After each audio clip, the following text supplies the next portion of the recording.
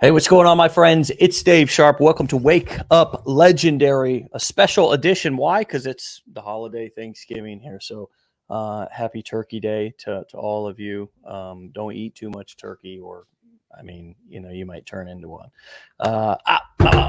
Only do one show a day, folks, and it's right here at 10 a.m. And this morning we have an amazing guest, somebody who I'm excited to talk to because she's built and grown her business in a unique way, in a unique niche. And so help me welcome Becca to the show. Becca, what's up? Hi. Hello. Thanks for having me. Thanks for having us and coming on and talking shop with us. So you're nourished with Becca Health Coaching is sort of your online persona, right? Yes.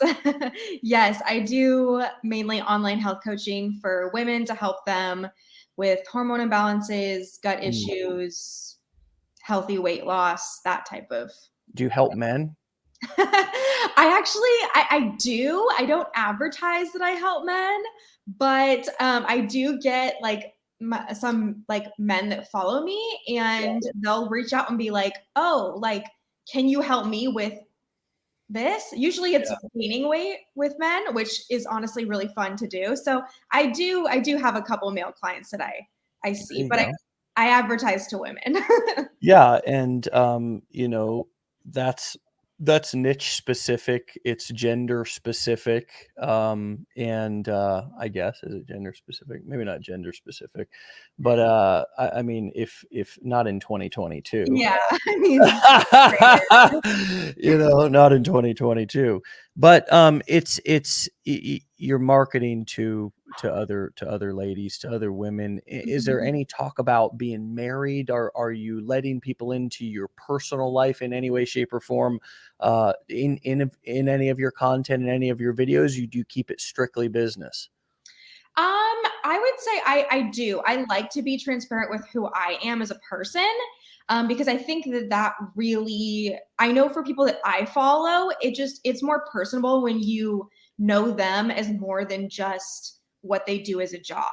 So I do like to share a little bit about myself. I wouldn't say I get too personal, but I think there's a line where it's really nice to be able to tie your business into your everyday life. And that's kind of what I do. Hmm. A lot of the work I do, I've gone through, it comes from my own story and what I went through and how that's kind of how I grew my business in general. So I do relate it a lot to myself personally. Yeah. But I also keep the boundaries there, healthy boundaries. Okay, good. Yeah, for sure. And that's, a lot of times that's a difficult line to know what is what, right? Because do I show my kids on video? Do I talk about, do how much of my home do I show? How much Mhm. of my personal life do I? So it's always good to try to find what are the boundaries that you're comfortable with, right? Because Yeah. and am I gonna still be happy to know that these details about my life are online 5 years from now or 10 years from now, kind of like, um, uh, yeah, looking into the future, playing the tape through a little bit. But back to your niche and and kind of how you got started. So was it some of the lockdowns and so forth that pushed you into the digital space? Were you more offline with your fitness business? Were you a personal trainer before? Tell us how you got online. Yeah. So the pandemic shut down basically definitely pushed me more towards just the possibility of like, hey, I want to have a functioning business all the time, no matter what happens in the world. Mhm. And there's so much more of a clientele online. You can reach so many more people versus, I mean, I live in Los Angeles. There's a great clientele here, but Mhm. also like I want to reach those people who are across the country. I have clients who live in Iceland and Australia. So it's like it just opens up the space so much more and allows you to connect with people who you would normally not connect with. So I think that just the possibilities are more endless, Yeah. and you can just reach so much more people online. And for me also, I love working with people in person. I think that there is you can, make a really strong connection with someone in person.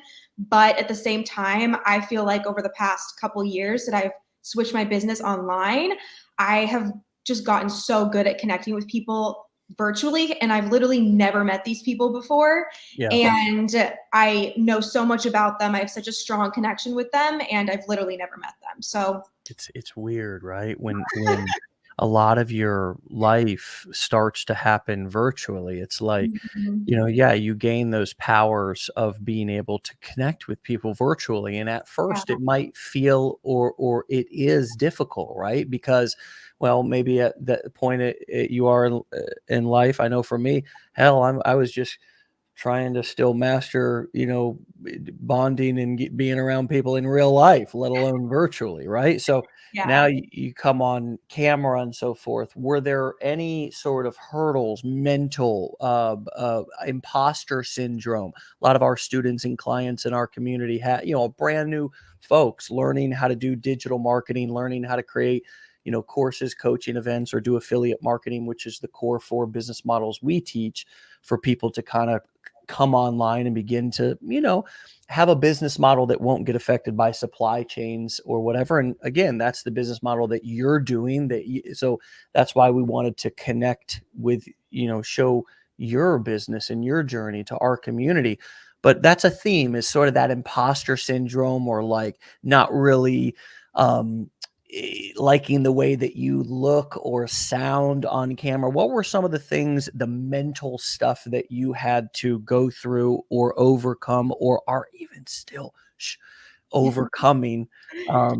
Yeah, in terms of just, those things that people may not know about you that you're going through if you didn't say something about it. Yeah, totally. I mean, I feel like I struggle with it less and less now, especially TikTok makes it a lot easier because the content is less frilly, it's less, picture perfect. But especially at first when I was, before TikTok was a thing and I was just doing Instagram, it I struggled with it for probably like a year, honestly. I would still post, but inside I was like, oh my gosh, no one look at me. Like no one, I don't want the attention. I'm not someone who is like very type A and will just put themselves out there in general. So just putting myself talking on social media was really challenging for me. And yeah, I was like, who's going to listen to me? Who's going to want what I have to offer?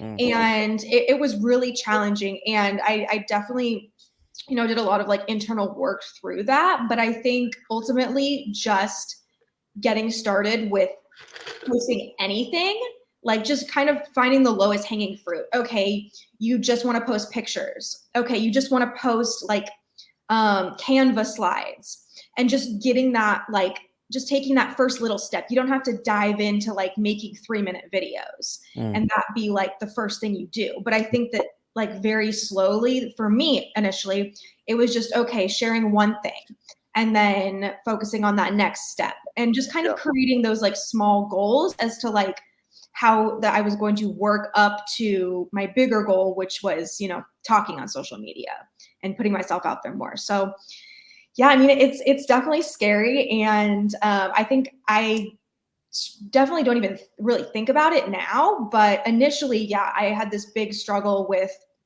like, yeah, imposter syndrome essentially. Like, is anyone going to listen to me? Right. Those kinds of things. So So, yeah, and you don't even feel yourself growing through it, right? Because it's like, right. how did I get to this place now to where, as you said, I don't even think about it. But at the beginning, it feels so big, and it Mhm. feels so like it's a wall that you're not going to be able to get through. Like, am I always going to feel this awkward? And I think the point is that no, you won't. If you're pursuing this and you're getting started as, any form of a freelance digital marketer, like anything, the beginning is going to be awkward. What were some of the other awkwardness or kind of the pieces that people may not know about what you went through inside of your business to get it where it is now? The not so glamorous stuff. Yeah, I mean, I think for me, especially the not so glamorous stuff is also the sales aspect online and really finding that that piece that felt good for me at the same time. I'm not someone that's just gonna like DM someone randomly or walk up to a random stranger and like start talking about my business. So really, I guess finding ways for me that felt good initially to still sell online without feeling like out of integrity with myself. So that took some time to figure out. But yeah, I think overall it's like getting comfortable with feeling uncomfortable is a Yeah. real, it's going to happen. Yeah. And sometimes you're going to have to like do things that you wouldn't normally do. But ultimately, like if I look at the like trajectory of my business online, that's how I grew into what I can do today and how, yeah, I don't really think about posting online. I'm just like, all right. And I don't even really plan most of my content. It just kind of organically happens. And for me, that's what really works for me. I just take content out of what happens in my life, what I see in like society, what I see in my clients, what I see in like potential clients I talk to, all of the problems that I see are out there.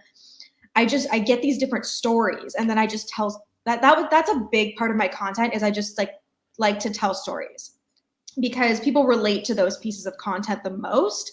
Yeah. And that was where, especially with social media, I started to get people that would respond to all my posts, and they would be like, oh my gosh, that is me spot on, word for word, like how do I fix this? And so the more I would like go through these like scenarios that at first I was like, no one's going to relate to this. And so just getting it out there and just, you know, trying those different things was initially how I found like, oh, these are the things that really work, and just getting that feedback from people. Yeah, so like a specific style of video would be maybe or a specific format, right? Like might be where you're pulling questions. And I could imagine a new person might think, well, where would I get questions?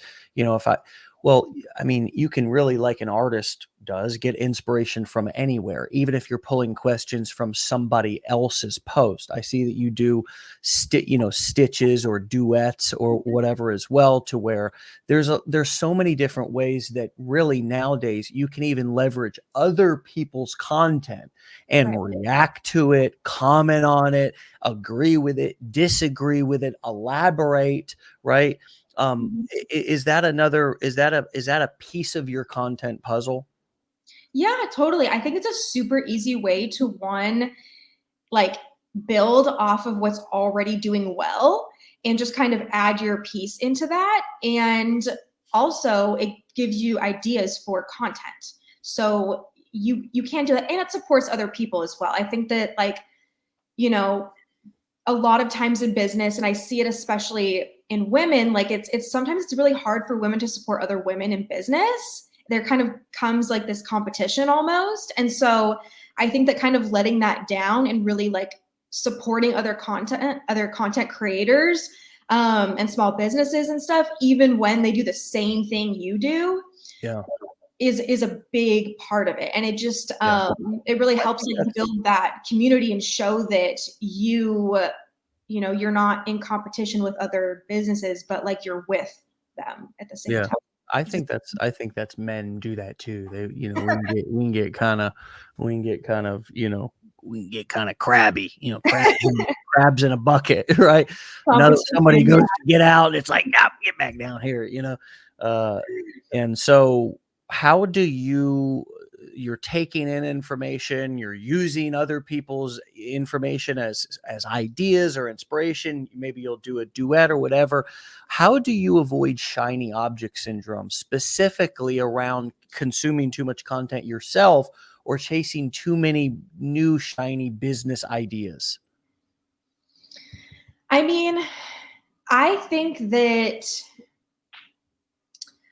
I I think it just comes from trial and error, honestly, and like really going back and looking at what does well and what people are responding to. And initially, you're not going to know what that is when you're first posting things. So you have to just kind of post everything and anything at first. Like I would say when I initially first started, especially on TikTok, I would just post things, whether it was good or not. I would just post, I mean, relative to my niche, but I would say I would just post and I would just get the content out there because I was like, I don't know what's going to do well. And so just getting that data back first was like my first kind of step, because then once I saw like what videos went viral, what people would comment on, what people would respond on, then I would just take those things and make more of them and make them in different aspects, different, like you could take one idea and make like 15 different pieces of content with it. Yeah. And I think that is like how and whenever I try and like go off of that, it doesn't really do very well. And I know that. And so just kind of really looking at the data of what does well, what can I go back to? What do I know? Like there are like 3 or 4 different videos. I know if I post these videos, they're going to go viral. They're going to get at least 20 to 50,000 views. I know it.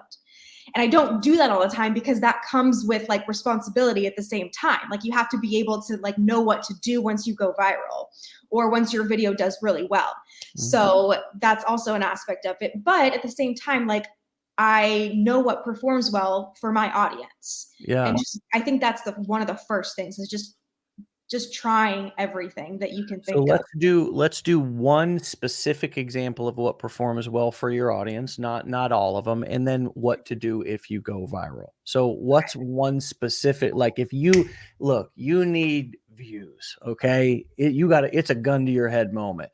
Mm-hmm. And you need views, like you need food, like you need air, okay? So, what's your go-to?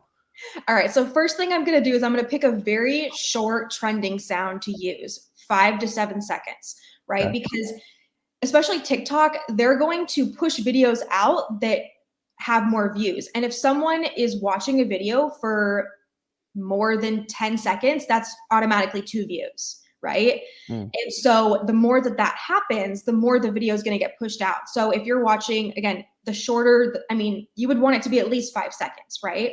But that sound is just going to keep playing and your video is going to keep playing. And so essentially that's going to push the algorithm out and you're going to get more views. So that's like kind of the first trick. You don't want to do this all the time because you do want to actually put out like content where you're talking and whatnot, so that when people, you're going to go for the 5 to second, you're going to go for that short little video clip that sounds like it's kind of the same sound all the way through.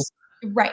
So the person's going to watch it multiple times and not realize that they're watching it multiple times. All right, but I don't want to, you tell us where we're going. You lead this horse to water.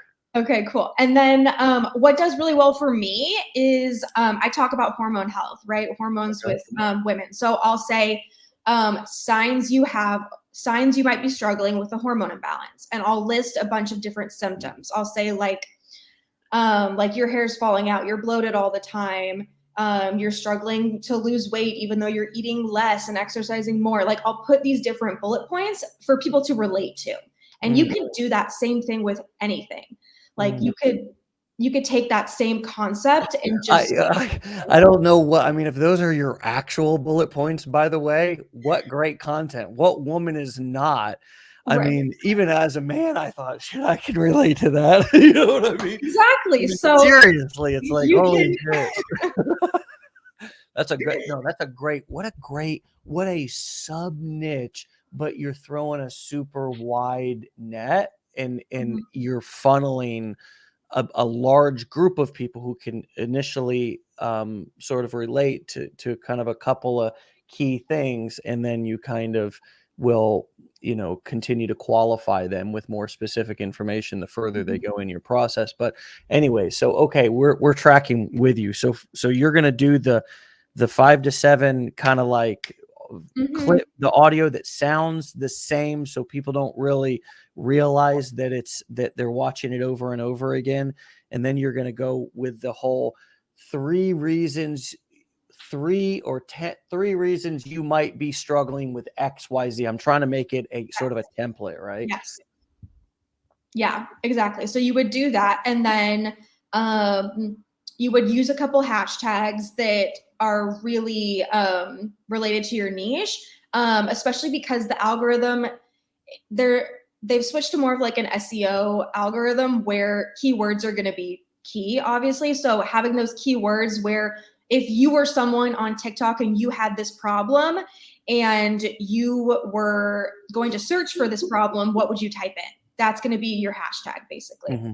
And so you're going to use a couple of those. You're going to put a short caption on there and you're just going to post it. Sometimes I will, in the comments, I'll put some extra like tidbits of like tips or something for people to like read through, because again, the longer they're on that video, the more it's going to push out that algorithm.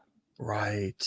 Now, do you ever, and that was what I was going to ask about caption versus hashtag, even on like your Instagram reels and so forth, it's always a question as to how much caption you write there, because it's all valuable space there. So do you have an opinion on caption versus hashtag, or how to use them together? Do you think that using them do you think they even matter, or you just slam your hashtags there and call it a day?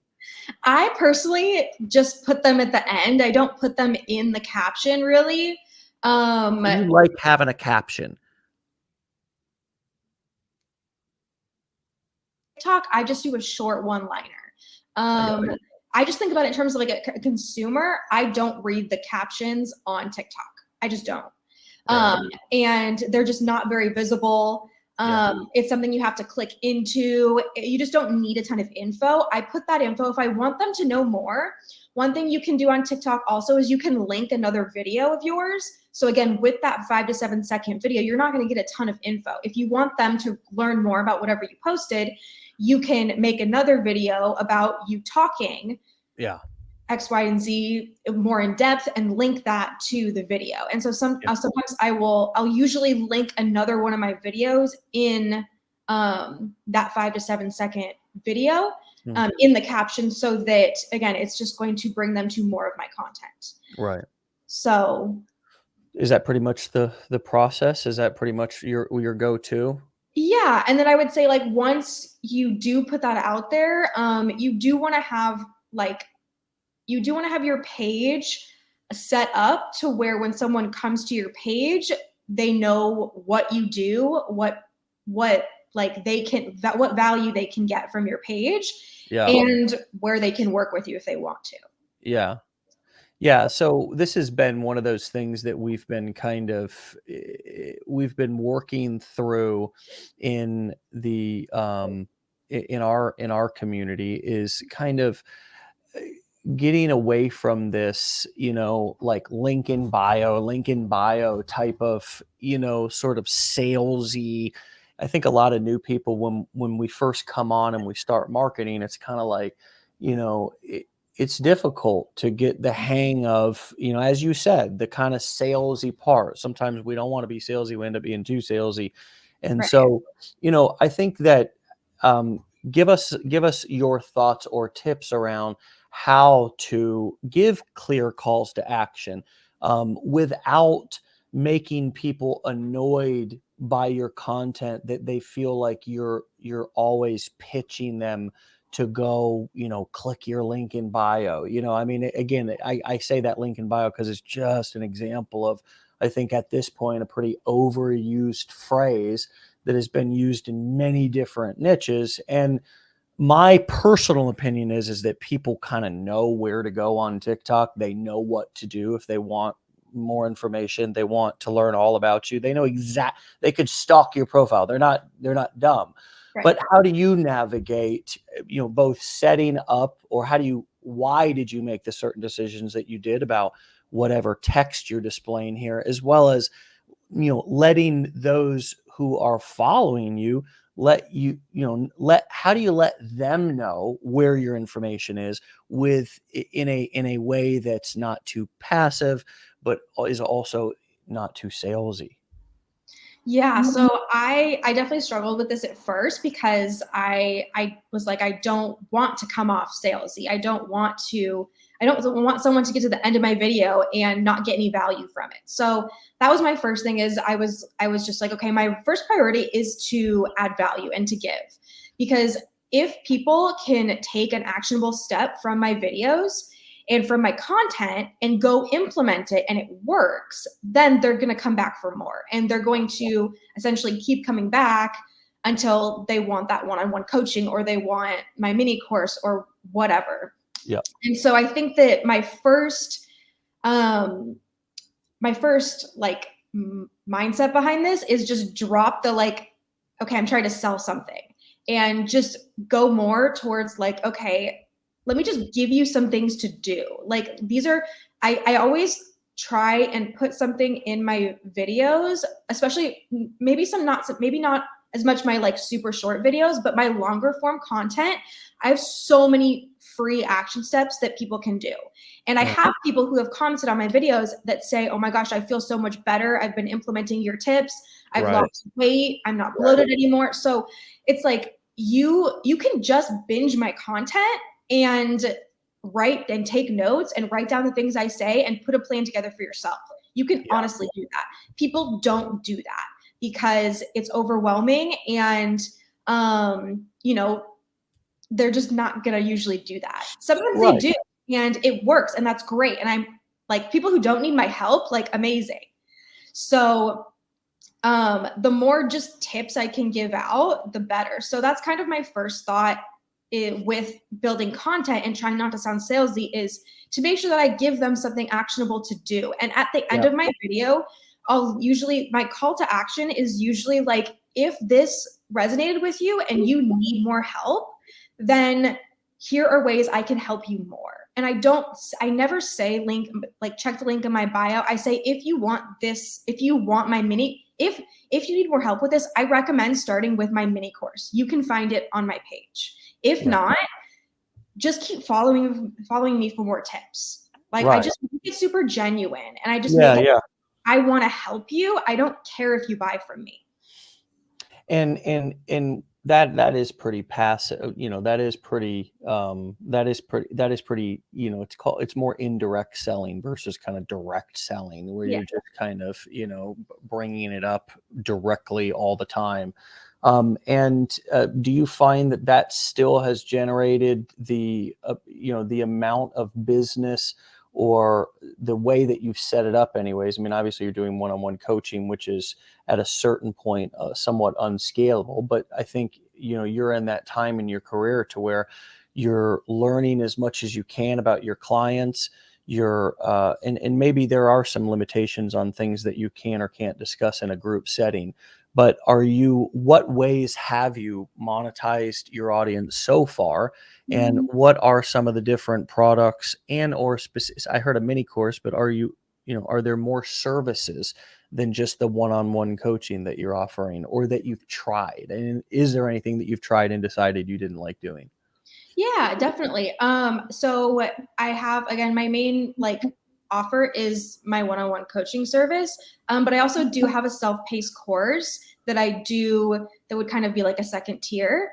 And then I do have a couple masterclass on different topics that I've done. And then I also have a free download that I do offer. And so I do have a couple different options to work with me. And I've played with, just like other ideas and whatnot.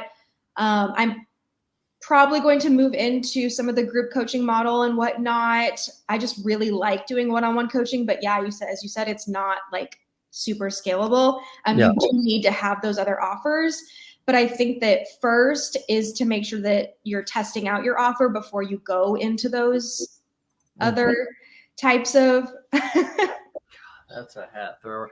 I'm telling you, there's nothing wrong with that early grind, that of getting to know your customer, getting on the phone with people. I can remember when I first got started, I was not speaking one to many like I am now. I mean, everything that I do now is one to many. I was one on one. I was picking up the phone, calling leads. I mean, Mhm. people who opted into my email list, or people, you know what I mean? Not every single one of them as my traffic grew, but really connecting with my customers in a way that helped me learn a lot about it. And oh, hey, by the way, here I am still. Over a decade into this, and every single day I interview a client. So in your case, you're somebody, a peer in the industry, which is just as kind of cool to talk to somebody who is using this model kind of in a different part of the internet. But it's really fascinating. So continue on with I want to also know, before we wrap up, finish what you were saying. If you want to say any more about what we've talked about, I want to make sure we don't miss the, what do you do if you do go viral? I know that so many people, look, when I feel like a grandpa with this one. When I got started back 10 plus years ago, we had to, film the video on a flip recorder, and then we put it into the internet, and then we uploaded it. And there was no short form video. There was no record it quickly on your phone. If you went viral, man, I mean, you were like a god. You were an internet god. I mean, nowadays, going viral, any Joe Schmuck can do it. I Mhm. mean, Yeah. it's unbelievable. People are going viral with other people's content. I mean, you don't even have to have your own content to go viral. There are accounts set up specifically leveraging the algorithms, posting viral content, or content that has a great shot to go viral, and they're building accounts off of other people. It's just insane where we're at in the world in terms of just the dominant role content plays itself. But tell us, what do you do if you go viral, and how did you learn this? Were you unprepared? Make sure that you include if there was any tough lessons. Yes, there definitely was. I would say the for like you don't your plan should not be to go viral.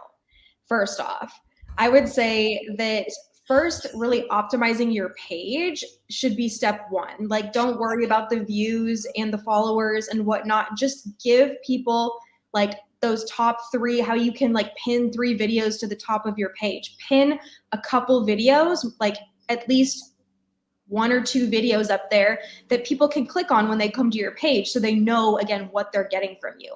So you're kind of priming your page to actually get sales when people do Yeah. come, or whatever your goal is when people come to your page, whether Right. it's people to download something, or like so they know what you do.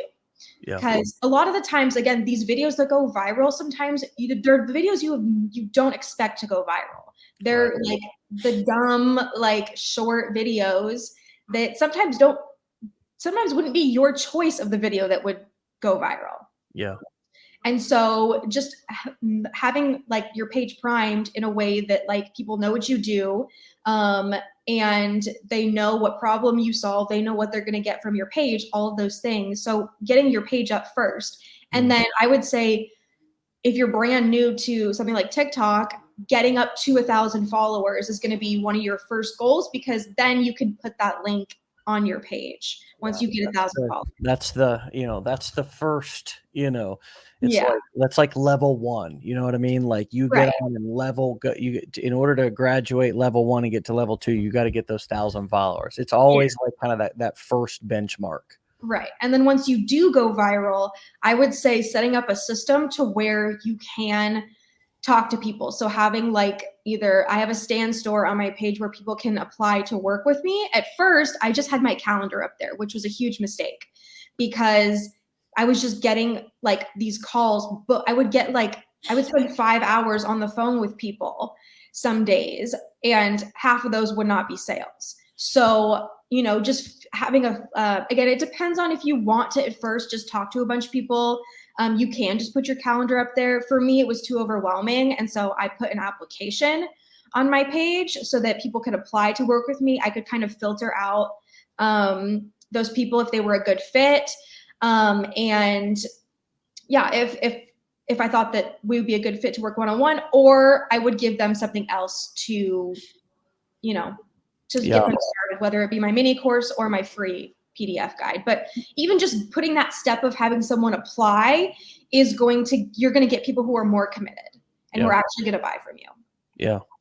Yeah. No, it's the whether you're driving people to a sales funnel and like a landing page, or whether I see you've got the Stand Store software that, allows people to book appointments with you and fill out applications, or you can link them to Outside. I can see that you've got a course set up on Kajabi, and these are all platforms that I'm familiar with. And, there's 1,000 tools out there, but the bottom line is that, the building is not that nobody talks about the hammer that was used to build the building. You know what I mean? Like, the story is not the software that you use. Just pick a software. The story about you and your business and the growth. We made it to the Inc. 5000 this year, and we were the 63rd fastest growing education company in America, privately held. This is what Inc. 5000 does, is they track the privately held companies, which are truly the small and medium-sized businesses of America. We're still family owned and operated. You're a privately held company as well. Yeah. We all are, until we do an IPO, and then we're publicly traded and people can buy our stock and so forth. But it's interesting because they didn't write about the software that we used in the article. Will be in the November issue this year, which is coming out this month. They're not talking about the software. They're not talking about the tools, like those little things. And so often we, as new entrepreneurs and new marketers, get caught up on those little snags, as if they in the long term matter. And I mean, if your business is up and running and you're cranking in the, 6-figure range, it might be time to stop and reassess your tools or whatever, but you can likely continue to scale and build with the most simplest of tool sets, as long as you just pick one and kind of stick with it. Do you have any specific experience with that? Yeah, I mean, honestly, I just kind of asked people for recommendations, like, what do you use? What do you like? For me, I really like referral based anything. So I'm always asking, other people I know who create content or who have online businesses and whatnot, like, what do you use? What do you like? Yeah. How does this work for you? So that's definitely how I picked my tools. Yeah. But I would say just find some creators that you like, see what they use, and try it. Just don't spend very much time like going through these different systems and whatnot. Just try it, see if it works. If you don't like it, try something else. But like you said, not spending very much time on this, because ultimately it doesn't really matter. The big thing that I see people that I think is a giant black hole, and I do mean a massive, huge percentage of people fall into this black hole when they first come online. They start setting up their website. They go and they want to get their merchandise ready, because it's not even their primary business, but they just want to have hats and t-shirts, and all of the distractions, comparing this software and that software, and got to do the search, the decision making process is so exhausting that they never get started in the actual business itself, because they become so overwhelmed. We allow ourselves to become so overwhelmed by the choices in everything out there. And so it's something that I talk about a lot. It's that, I used to work construction with my dad, and not one single time did we go and spend any more than a couple of minutes in the aisle buying a drill. My dad didn't go there and compare and sleep in the aisle and make a decision over a week or go back. He didn't go and think about it and then come back. He had to buy a drill right then. He just had to make a decision. You had DeWalt, Milwaukee, Ryobi, pick one. They're about all the same. You know what I mean? In the Mhm. grand scheme of things, these things are just what I call the mechanics, which are important, but they're just the tip of the iceberg. They're not the larger iceberg that you don't see, or the larger part of the iceberg you don't see, which is, again, why facing fears, getting comfortable on camera, overcoming those, that sort of that kind of cringy feeling around the sales. Like, how do I navigate this? One of the things that we've called the style of content that's effective is edutainment, part educational, part entertainment. And we Mhm. find that an educated person will buy, whereas a non-educated person will never buy. They don't understand your product. And so I love that you've highlighted that somebody could pretty much learn everything that's in your courses in one-on-one if they watched all of your videos, but they don't want to do that. They want it condensed and delivered in a way. So you've told us that you take your best stuff and you put it in your videos, you just splinter it out into different videos, because they're all chum in a way, like fishing, right? They're a different bait to bring fish, right, which are your target prospect that you're fishing for, and they bring them to the boat. Some will, some won't, but ultimately, because of the convenience microwave society that we live in, and people also want connection, they're going to reach out to you and they're going to take the next step if they like what they hear. Yeah. So a lot of nuggets in that. What else could what else would you add to bring us home that's important for people to know about you and your journey and what it's taken you to get from being somebody at zero to where you are now? Yeah, I would say one of the main things that I think, and I do this with my clients, and I think it's super important to do that I don't see a lot of people doing when I talk to them about their businesses and whatnot, is really celebrating every single little win you have. Because at first, you're not going to have big sales. You're not just going to get clients after you post 3 or 4 videos. It's just not going to happen. But celebrating those little wins along the way of like, I posted every single day this week, like, and just really like letting that resonate and just celebrating those little wins and encouraging yourself along the way, because it's not going to be super easy. I think it took me 2 months, which doesn't sound like a very long time, but it took me 2 months to like really kick off my TikTok. And I think it's even harder to do that these days.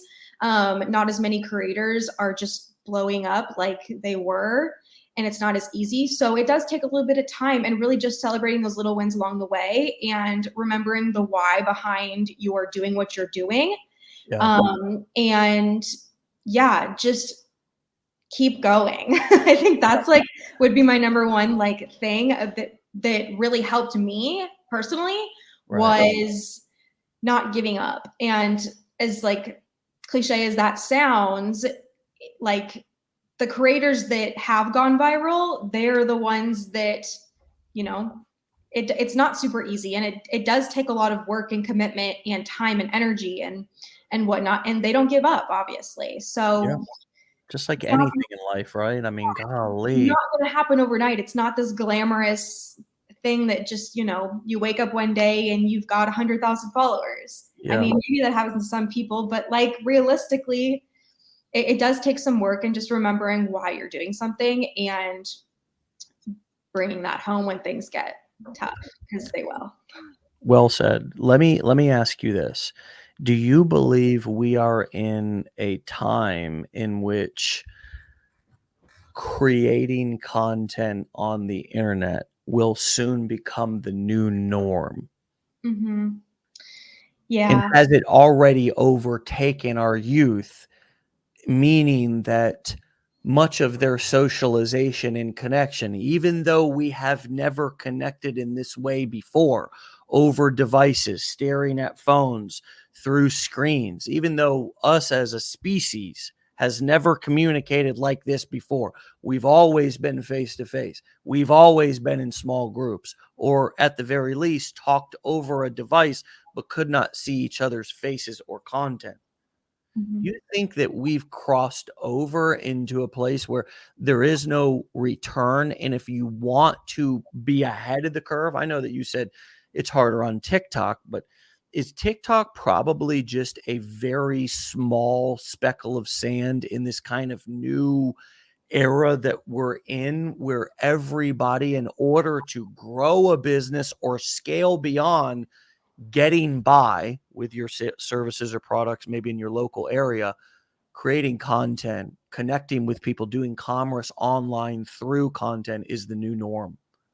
Yeah, I mean, I think it is. I think that if I just like think about myself personally, like I don't follow a lot of the things where I would typically see business advertisements now. Like I don't watch TV where there's commercials. I live in LA, so there's billboards, but like I don't really pay attention to them. I don't look at magazines where there's ads and stuff, or um, I just I feel like the way that it's just a super easy, inexpensive, unless you're it's still inexpensive when you're promoting stuff, but it's a Yeah. really easy way to get content out there and to advertise with a lot of engagement. Like if you think about it, there's just so much more engagement online. It doesn't matter the platform. The platforms are always going to be evolving and growing. In a Yeah. couple of years, there's going to be a new platform that comes up that everyone's obsessed with. It's Right. just going to keep going. And I think that yeah, it's really going to a place where you can just like I only market myself online and I don't pay for any of it. Like I've never paid for an advertisement. And so you can do that online. And you can't do that unless you're just going up to people in person, which to me just isn't who I am. There's people that do it and there's people who it works for, and like props to you. Like that's an awesome skill to have. It's not my skill. So Yeah. yeah, I think that it's definitely a new way, and it's so for me, I really like it. I think that it works really well, especially for my business and my niche. And I see it works well for a lot of other companies, even like small businesses, like clothing brands and whatnot. You can, send your products to people who have a big influence and they can, promote it. And you know how much marketing you just got right there? It's just huge. Like companies are prioritizing influencers online for marketing versus paying for these big advertisement. Because it's so Campaigns. much more of a powerful advertisement when somebody that you follow recommends a product. Right. Right. Like that, like I've bought so much. I'm a really easy sell. And so I Yeah. can scroll online on TikTok and like see someone being like, oh my gosh, these are the most comfortable leggings I've ever worn. And I'm like, oh, you've ever worn? I'm in. Right. Like Yeah, that's I how know. easy it is for me to buy something. And I'm like, click, click, click, done. And Yeah. it's just so easy. How many And times do people not get the affiliate commission that they deserve? oh, I'm sure it happens a lot. Oh god. Well, because they don't even know about affiliate marketing. I mean, some of content creators are just, every day we are advertising products and services in our images on social media. And the bottom line is some companies paid for those products to be in those pictures, and some of them are just organic. Yeah. And the way in which the economy is growing at such a pace now, because it's like I read this the statistic about a new Call of Duty game, which I don't play video games, but sold $800 million worth of it, I think online in like the first 3 minutes of it being Crazy. released. Yeah. $800 million. That could have been 3 hours, but I think it was 3 minutes. And because I was just like almost floored by that. And it's just, you know, the the power of seeing somebody and being able to see um thousands of different images. We don't realize we think we're looking at social media and there's no advertisements.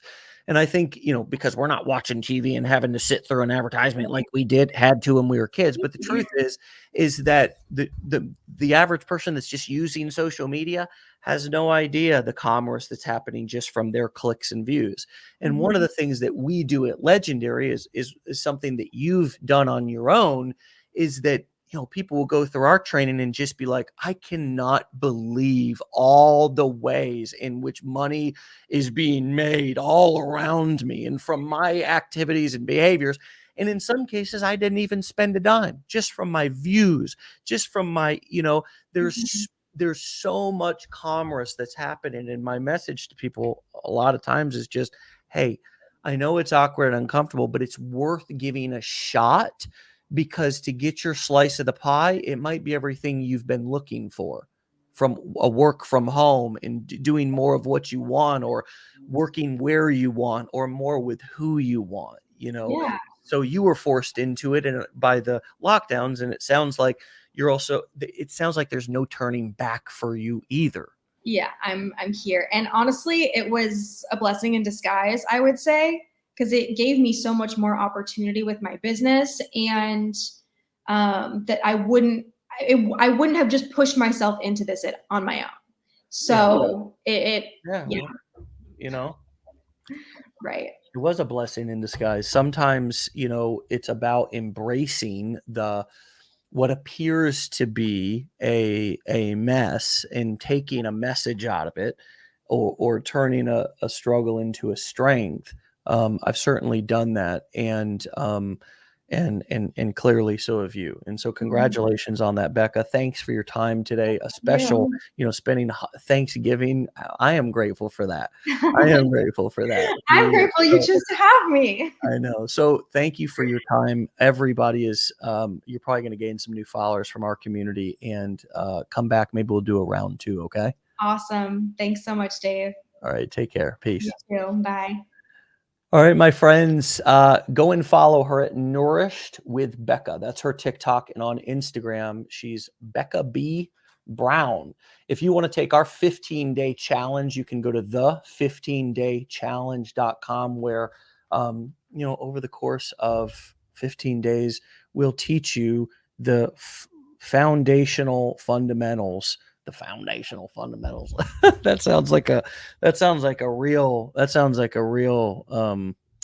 that boy's got a vocabulary right there. That ninth grade dropout, he's got a vocabulary. But man, we'll teach you some powerful stuff about how to put the pieces together, and actually, again, make some money if you want to. Try out a business model that is, in my opinion, over 10 years, been the simplest, safest, and most effective way for both a new person and an experienced marketer entrepreneur to make a living online. And that's utilizing the core four business models: courses, coaching, events, or doing affiliate marketing for other digital products. High profit margins, low overhead, no supply chain issues, and it's easy to create, package, put together, and bring to market offers like that. You can send the products out in the form of, again, or deliver the products in the form of one-on-one sessions, group sessions. It's a beautiful business to learn. And so if you want to do that, go to the15daychallenge.com. If not, we hope you enjoyed the episode. Meet us back here tomorrow, or the next weekday, obviously. We do this 5 days a week, in case you didn't know. Every single day, 99% of the days, we interview one of our clients, and then occasionally we'll have a guest from the industry. The industry, I don't know what the industry is. It's just, another online marketer who started selling their information online. The industry. That makes you sound really cool when you say that. But occasionally we'll have a guest who will come in and share some of their experience, like Becca did. But we've done almost 600 as of recording this, 600 interviews with our clients, nearly 600. And this month, all that, similar to what Becca was describing, with just, you know, yes, we want to scale our business. We want our customers to scale and become massive businesses, but at the same time, it's important to stay connected to our customers. That's why we do this show every day, because we think that the most interesting people to talk to are our actual customers, not gurus and not, celebrities. And so that's why people, I think, watch this every day and say they learn a lot from it. So, You take the challenge if you're feeling adventurous and you're up for a challenge just to learn something new, or hang out on the sidelines and watch the show for free and get as much value that way. But either way, we're grateful that, see how I've weaved the grateful theme into this episode today? You're welcome. Well, I am grateful for you, and I'm grateful that you come and join us here every morning. And the way that I'll say thank you is seeing you back for the next episode. Get on out of here. Be legendary. Peace.